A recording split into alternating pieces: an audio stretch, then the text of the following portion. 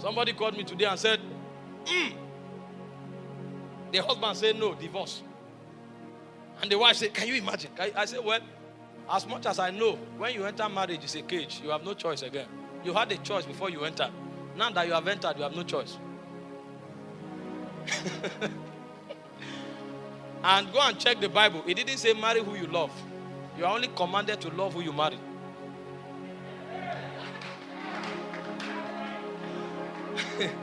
And when I read the Bible, I discovered spirits don't consider love to be emotion. They consider love to be sacrifice. So for the woman, love is submission. For the man, love is sacrifice. So the feeling may not be there again, but it's called marriage.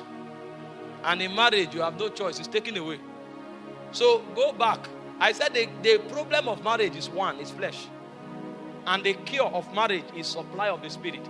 So the Bible said, be not drunk with wine, wherein is excess, but be filled with the Spirit. Speaking to yourself in psalms, in hymns, in spiritual song, making melody in your heart to the Lord. When you are now full of the Spirit, he now says, submit yourself one to another. Because he knows that flesh will not allow you to submit yourself. So he says, first, be full of the Spirit.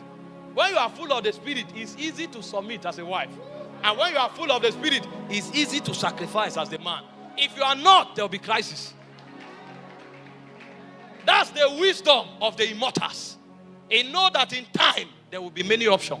So he banished, he sentenced you. You are a sentenced person. That's why you cannot live your life except as God speaks. The wisdom of God. The second dimension of the Spirit of the Lord. The third dimension is the Spirit of the knowledge of God. That means the meaning of your life is how much of God you know.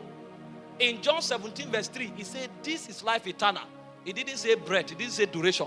He said that you may know him, the only true God. So our adventure in life is to explore God the same way astronauts explore space. That's why I say they that do know their God shall be strong and do exploit. That means the dominion mandate is predicated upon intimacy. How much of God do you know by experience? But the average Christian don't know God, I assure you. He's a religious man, full of activity, but he doesn't know God. Check him when he's at a crossroad in life. That's when you will see the scarcity of God in his life. He said, and in those days, the voice of God was scarce.